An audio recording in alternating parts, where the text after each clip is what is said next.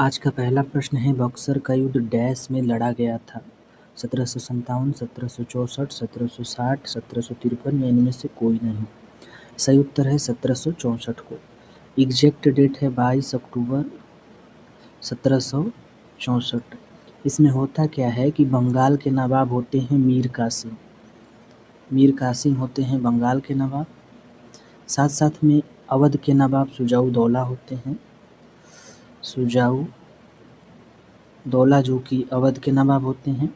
साथ में मुग़ल बादशाह शाह आलम द्वितीय होते हैं। कौन होता है? शाह आलम द्वितीय होते हैं। इन तीनों की सेनाएं ईस्ट इंडिया कंपनी के खिलाफ लड़ती है और ईस्ट इंडिया कंपनी का नेतृत्व करते हैं हेक्टर मुनरो। और इसमें क्या हो जाता है कि हेक्टर मुनरो विजेता हो जाते हैं। ठीक है। और यदि हम बात करें 1757 की तो डेट होता है 30 जून 1757। 30 जून 1757 होता है। इस दिन होता है प्लासी का युद्ध। कौन सा युद्ध? प्लासी का युद्ध होता है। यदि हम बात करें 1760 की तो 22 जनवरी 1760 22 जनवरी 1760 को होता है वांडीवास का युद्ध। कौन सा युद्ध? वांडीवास का युद्ध होता है। तो ये तीनों चीज़ों को हम लोग ध्यान रखेंगे। बढ़ते हैं आगे। अगला प्रश्न है निम्नलिखित में से कौन सा अनुच्छेद वित्त आयोग के बारे में बताता है? अनुच्छेद 280, अनुच्छेद 281, अनुच्छेद 282, 283 या इनमें से कोई नहीं है। तो वित्त आयोग का गठन की बात की गई है अनुच्छेद 280 में। 281 में है वित्त आयोग की रिपोर्ट संसद में रखना, यानी इसमें है वित्त आयोग की रिपोर्ट संसद में रखना।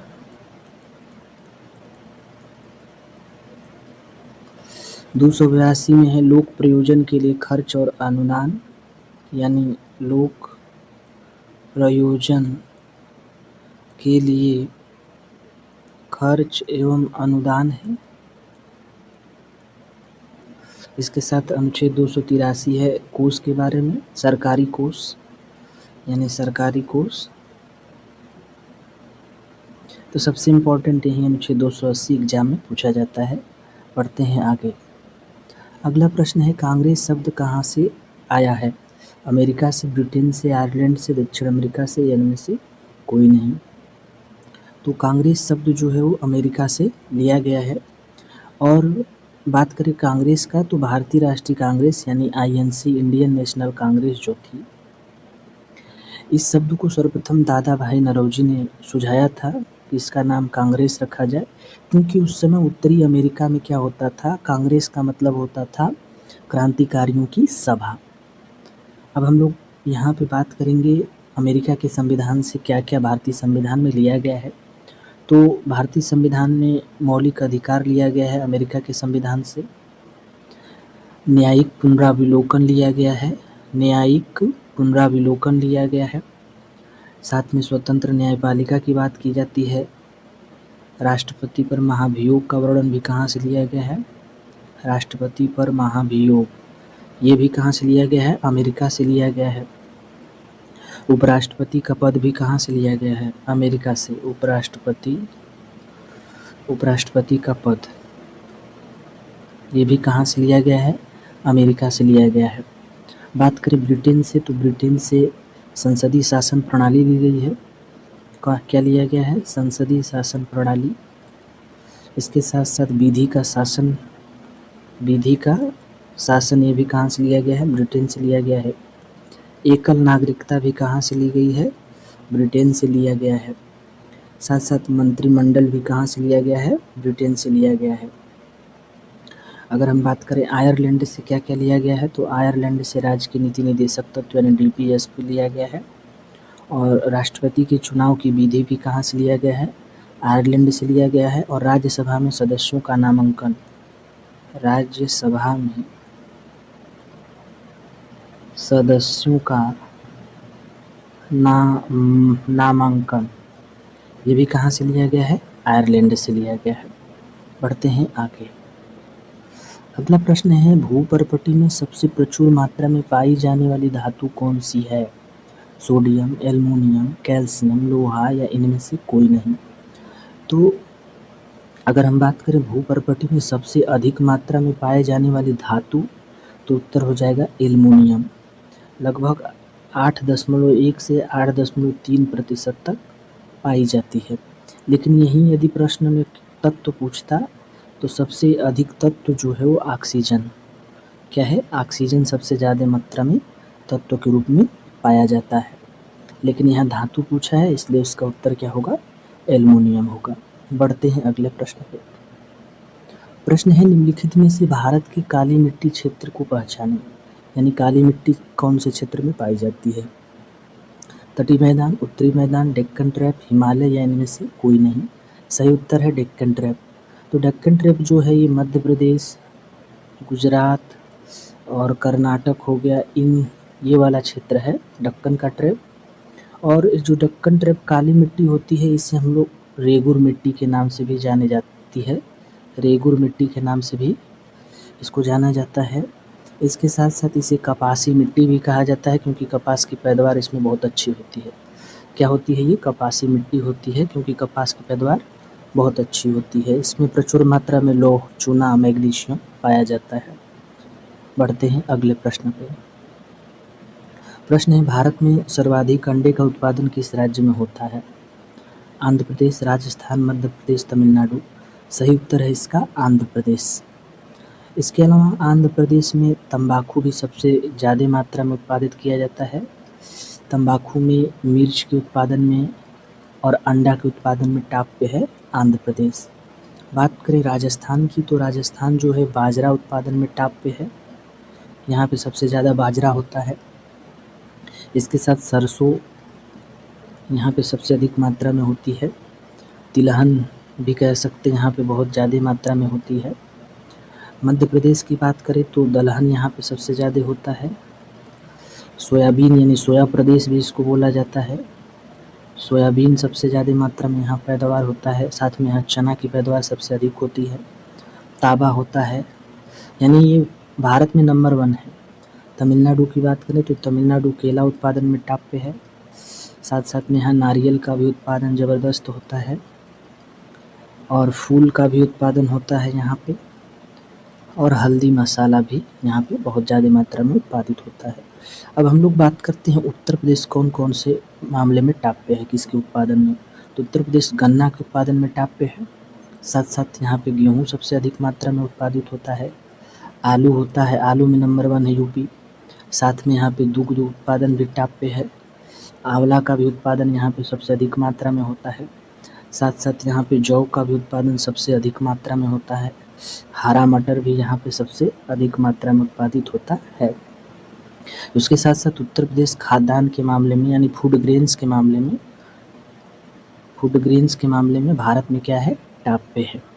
बढ़ते हैं अगले प्रश्न पे। अगला प्रश्न है हर साल किस दिन को रक्षा अनुसंधान एवं विकास संगठन DRDO के स्थापना दिवस मनाया जाता है? 1 जनवरी, 27 दिसंबर, 31 दिसंबर, 11 जनवरी या इनमें से कोई नहीं। सही उत्तर है 1 जनवरी। तो 1 जनवरी 1958 को DRDO दिवस की यानी DRDO की स्थापना होती है और इसी वजह से 1 जनवरी को क्या मनाया जाता है, DRDO दिवस मनाया जाता है। और 1 जनवरी 2026 को DRDO ने अपना 68वां स्थापना दिवस मनाया था। नेक्स्ट चलते हैं। अब यहाँ पे कुछ इम्पोर्टेंट डेज के बारे में बात करेंगे। जैसे 10 जनवरी को होता है विश्व हिंदी दिवस, 12 जनवरी को राष्ट्रीय युवा दिवस, स्वामी विवेकानंद जी का जन्म है। 15 जनवरी को थल सेना दिवस है। 24 जनवरी को राष्ट्रीय बालिका दिवस है। 25 जनवरी को राष्ट्रीय मतदाता दिवस, साथ में राष्ट्रीय पर्यटन दिवस है। 26 जनवरी गणतंत्र दिवस है। 30 जनवरी शहीद दिवस और कुष्ठ निवारण दिवस है। 4 फरवरी को विश्व कैंसर दिवस मनाया जाता है। 14 फरवरी को वैलेंटाइन दिवस। 21 फरवरी को अंतर्राष्ट्रीय मातृभाषा दिवस। 28 फरवरी को राष्ट्रीय विज्ञान दिवस और 8 मार्च को अंतर्राष्ट्रीय महिला दिवस। 15 मार्च को विश्व उपभोक्ता अधिकार दिवस। 21 मार्च को विश्व वानिकी दिवस मनाया जाता है। 22 मार्च को जल दिवस। 23 मार्च को विश्व मौसम विज्ञान दिवस। 7 अप्रैल को विश्व स्वास्थ्य दिवस, 22 अप्रैल को विश्व पृथ्वी दिवस और 2 फरवरी को विश्व आर्द्रभूमि दिवस मनाया जाता है। बढ़ते हैं आगे। निम्नलिखित में से इलेक्ट्रिक मोटर का आविष्कार किसने किया? Euclid, sir Chandrashekhar Venkataraman, Michael Faraday, John Dalton या इनमें से कोई नहीं? सही उत्तर है माइकल फैराडे। इन्होंने कब किया था? 1821 ईस्वी में बताया था। जॉन डाल्टन की बात करें तो इन्होंने परमाणु सिद्धांत दिया था। परमाणु सिद्धांत ठीक है, वो भी आधुनिक वाला। आधुनिक परमाणु सिद्धांत किसने दिया था? जॉन डाल्टन ने दिया था। बढ़ते हैं आगे। अगला प्रश्न है, नोकरेक बायोस्फीयर रिजर्व किस राज्य में स्थित है? मेघालय, नागालैंड, अरुणाचल प्रदेश, सिक्किम, इनमें से कोई नहीं? सही उत्तर है मेघालय। मेघालय में है नोकरेक बायोस्फीयर रिजर्व। नागालैंड में कोई भी बायोस्फीयर रिजर्व नहीं है। अरुणाचल प्रदेश में है दिहांग या इसी को दिबांग भी बोलते हैं।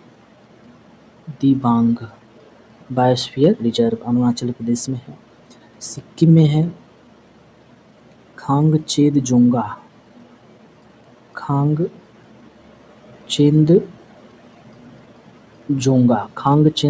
बायोस्फीयर रिजर्व कहाँ है? सिक्किम में। बढ़ते हैं आगे। निम्नलिखित में से कौन सा विश्व धरोहर स्थल है? मानस वन्यजीव अभयारण्य, पलामू टाइगर रिजर्व, पश्चिमी घाट, 1 और 3 इनमें से कोई नहीं? तो 1 और 3 दोनों ही क्या है? विश्व धरोहर स्थल है। बात करें उत्तर प्रदेश में कौन कौन से विश्व धरोहर स्थल हैं, तो उत्तर प्रदेश में टोटल 3 विश्व धरोहर स्थल हैं। एक तो ताजमहल है जिसे यूनेस्को की विश्व विरासत स्थल में शामिल किया गया। साथ में आगरा का किला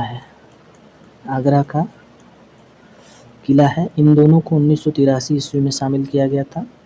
और एक और है फतेहपुर सीकरी।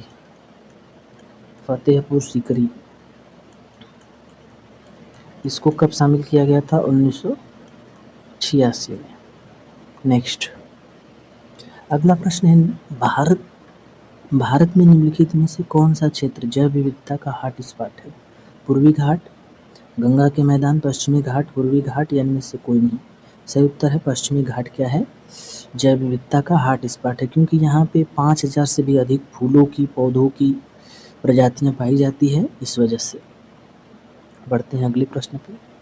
अगला प्रश्न है, भारत में प्रोजेक्ट टाइगर के अंतर्गत स्थित अमनगढ़ टाइगर रिजर्व निम्नलिखित में से किस राज्य में स्थित है? सिक्किम, असम, मध्य प्रदेश, उत्तर प्रदेश या इनमें से कोई नहीं? सही उत्तर है उत्तर प्रदेश। तो उत्तर प्रदेश में अगर बात करें तो कुल 4 टाइगर रिजर्व हैं। कितने टाइगर रिजर्व हैं? 4। कौन कौन से हैं? पहला एक तो दुधवा टाइगर रिजर्व है, दुधवा टाइगर रिजर्व, ठीक है, और इसे 1987-88 में टाइगर रिजर्व का दर्जा मिलता है और सबसे पुराना है। किस जगह पे है? लखीमपुर खीरी में है। लखीमपुर खीरी और बहराइच में पड़ता है ये, बहराइच। तो लखीमपुर खीरी और बहराइच में है दुधवा टाइगर रिजर्व। दूसरा याद कर लीजिए पीलीभीत टाइगर रिजर्व। कौन सा? Pilibhit tiger reserve. Pilibhit tiger reserve जो है ये पीलीभीत और शाहजहांपुर में है। कहाँ है? पीलीभीत और शाहजहांपुर में। इसे 2014 में टाइगर रिजर्व घोषित किया गया था। तीसरा आप अमनगढ़ टाइगर रिजर्व याद कर सकते हैं जो कि बिजनौर जिले में है। तो अमनगढ़ टाइगर रिजर्व है कहाँ पे? बिजनौर में है। और चौथा जो टाइगर रिजर्व है वो है रानीपुर टाइगर रिजर्व। कौन सा है? रानीपुर टाइगर रिजर्व है जो कि चित्रकूट में पड़ता है। कहाँ पड़ता है? चित्रकूट। बढ़ते हैं अगले प्रश्न पे। अगला प्रश्न है, उत्तर प्रदेश का कौन सा शहर चिकन कढ़ाई काम के लिए प्रसिद्ध है? लखनऊ, कानपुर, वाराणसी, आगरा, इनमें से कोई नहीं? सही उत्तर है लखनऊ। नेक्स्ट अगला प्रश्न है, धामे कुस्तूर भारत में सबसे प्रमुख बौद्ध संरचनाओं में से एक है। यह उत्तर प्रदेश के डैश जिले में स्थित है। जौनपुर, आगरा, वाराणसी, मिर्जापुर, इनमें से कोई नहीं? सही उत्तर है वाराणसी। वाराणसी के कहाँ पे? सारनाथ में है। सारनाथ का पुराना नाम क्या है? ऋषिपट्टनम। ऋषिपत्तनम है। यहीं पे गौतम बुद्ध ने प्रथम उपदेश दिया था, जिसे क्या बोला जाता है? धर्मचक्र प्रवर्तन बोला जाता है। क्या बोला जाता है? धर्मचक्र प्रवर्तन बोला जाता है। बढ़ते हैं आगे। प्रश्न है, निम्नलिखित में से उत्तर प्रदेश का कौन सा जिला झारखंड राज्य को सीमा को छूता है? सोनभद्र, झांसी, चित्रकूट, जालौन, इनमें से कोई नहीं। तो सोनभद्र है, जो कि 4 राज्यों से सीमा साझेदारी करता है। एक तो बिहार के साथ, दूसरा झारखंड के साथ, तीसरा छत्तीसगढ़ के साथ और चौथा हो गया मध्य प्रदेश के साथ। तो इन 4 राज्यों के साथ क्या करता है? बाउंड्री साझा करता है। और उत्तर प्रदेश का क्या है? सबसे दक्षिणी जिला है। पढ़ते हैं आगे। उत्तर प्रदेश का सहारनपुर जिला किस भूगर्भीय क्षेत्र में स्थित है? भाबर तराई क्षेत्र, गंगा का मैदान, दक्षिण का पठार, इनमें से कोई नहीं। एक्स्ट्रा लिखा गया है। सही उत्तर है भाबर और तराई का क्षेत्र। नेक्स्ट, अगला प्रश्न, उत्तर प्रदेश के किस जिले में चंबल नदी यमुना नदी में मिलती है? मुरादाबाद, लखनऊ, जगमलपुर, इटावा, इनमें से कोई नहीं। इसका सही उत्तर है इटावा में। तो चंबल नदी और यमुना नदी का संगम कहाँ मिलता है? इटावा में मिलता है। बात करें अगर हम चंबल नदी की, तो चंबल नदी जो है मध्य प्रदेश के इंदौर जिले के महू के पास जाना पावा पहाड़ी से निकलती है। यानी कि ये जाना पावा पहाड़ी से निकलती है मध्य प्रदेश से। ठीक है, कौन? चंबल नदी। और ये जो है 960 किलोमीटर इसकी क्या है? लंबाई है चंबल नदी की। और यह उत्तर की ओर बहती है, राजस्थान से गुजरती है, फिर उत्तर प्रदेश में प्रवेश करती है। यानी उत्तर प्रदेश में आने से पहले ये राजस्थान में बहती है, फिर कहाँ प्रवेश करती है? उत्तर प्रदेश में प्रवेश करती है। और चंबल नदी पे चंबल घाटी परियोजना भी स्थित है। चंबल घाटी परियोजना भी स्थित है। यहाँ पे इसी पे गांधी सागर, राणा प्रताप सागर, जवाहर सागर और कोटा बैराज भी स्थित है। ठीक है, बढ़ते हैं अगले प्रश्न पे। प्रश्न है, राज्य आपदा प्रबंधन विभाग निम्नलिखित में से किस विभाग के अधीन कार्य करता है? राजस्व विभाग, पेंशन विभाग, रक्षा विभाग, सहकारिता विभाग, इनमें से कोई नहीं। सही उत्तर है राजस्व विभाग। नेक्स्ट, अगला प्रश्न है, मगध साम्राज्य की स्थापना किसने की थी? बिंबिसार ने, अजातशत्रु ने, कालाशोक ने, घनानंद ने, या इनमें से कोई नहीं। सही उत्तर है बिंबिसार। तो मगध साम्राज्य की स्थापना किसने की थी? बिंबिसार ने। यदि हम बात करें अजातशत्रु को, तो अजातशत्रु को क्या बोला जाता है? कुड़िक बोला जाता है। क्या बोला जाता है? कुड़िक बोला जाता है। और यह प्रतिहंता वंश यानी ये हर्यक वंश से संबंधित है। और हर्यक वंश को प्रतिहंता वंश कहते हैं। क्या कहते हैं? प्रतिहंता वंश कहते हैं, क्योंकि अजातशत्रु ने अपने पिता बिंबिसार को मार के गद्दी पे बैठता है। इस वजह से इसको क्या कहा जाता है? प्रतिहंता कहा जाता है। बढ़ते हैं अगले प्रश्न पे। अगला प्रश्न है, विंध्यम जलप्रपात उत्तर प्रदेश के किस जिले में स्थित है? गाजीपुर, मिर्जापुर, संत रविदास नगर, इलाहाबाद, इनमें से कोई नहीं। सही उत्तर है मिर्जापुर में। मिर्जापुर में लखनिया दरी भी पड़ता है। लखनिया दरी कहाँ है? मिर्जापुर में। साथ साथ विंध्यम जलप्रपात हो गया। इसके अलावा टांडा फाल कहाँ है? यहीं मिर्जापुर में है। और चूना दरी भी कहाँ है? मिर्जापुर में है। पढ़ते हैं अगले प्रश्न। अगला प्रश्न है, उत्तर प्रदेश की निम्नलिखित में से किस नदी को पर्यावरण प्रदूषण के कारण जैविक आपदा घोषित किया गया है? यमुना, सई, गोमती, तमसा, इनमें से कोई नहीं। सही उत्तर है गोमती। तो गोमती नदी जो है फुलहर झील से निकलती है। कहाँ से निकलती है? फुलहर झील से निकलती है। और फुलहर झील पीलीभीत से बाद में ये जो गोमती नदी है गंगा में मिल जाती है गाजीपुर में। कहाँ? गाजीपुर में मिल जाती है। बात करें यमुना नदी के किनारे स्थित शहर, तो दिल्ली है। यमुना नदी किनारे स्थित है। आगरा भी यमुना नदी किनारे स्थित है। मथुरा है, इटावा, वृंदावन भी किसकी नदी? वृंदावन है। कौशाम्बी, ये भी। इसके अलावा बटेश्वर, साथ में आप याद कर सकते हैं फरीदाबाद। क्या? फरीदाबाद। तो ये सब किसके नदी किनारे स्थित है? यमुना नदी किनारे स्थित हैं। और प्रयागराज जो कि पूछा भी जाता है, तो प्रयागराज गंगा, यमुना और सरस्वती के संगम पे स्थित है। बढ़ते हैं आगे। अगला प्रश्न है, गंडक नहर सिंचाई परियोजना भारत के किन राज्यों की संयुक्त परियोजना है? उत्तर प्रदेश और उत्तराखंड, उत्तर प्रदेश हरियाणा, उत्तर प्रदेश मध्य प्रदेश, उत्तर प्रदेश बिहार। सही उत्तर है उत्तर प्रदेश और बिहार की परियोजना है और इसे 1959 ईस्वी में स्थापित किया गया था। बढ़ते हैं आगे। अगला प्रश्न है, अकबर द्वारा कविराज की उपाधि से किसे सम्मानित किया गया था? टोडरमल को, तुलसीदास को, सूरदास को, बीरबल को, इनमें से कोई नहीं। सही उत्तर है बीरबल को। तो अकबर के 9 रत्न थे। 9 रत्न को याद, यानी अकबर के कितने रत्न थे? 9 रत्न थे। उसकी ट्रिक याद कर लीजिए, बैट, MDH। बी से हो जाएगा बीरबल, जो कि अकबर का क्या होता है? सलाहकार। ए से हो जाएगा अबुल फजल, जो कि होता है अकबरनामा को लिखने वाला। टी से आप याद कर लीजिए तानसेन, जो कि है संगीतकार। एक बी से आप याद कर लीजिए भगवान दास मान सिंह के पिता थे। ए से अब्दुल रहीम खान खाना, ठीक है, ये कवि थे। ई से आप याद कर लीजिए टोडरमल, राजस्व मंत्री था। एम से याद कर लीजिए मान सिंह सेनापति थे।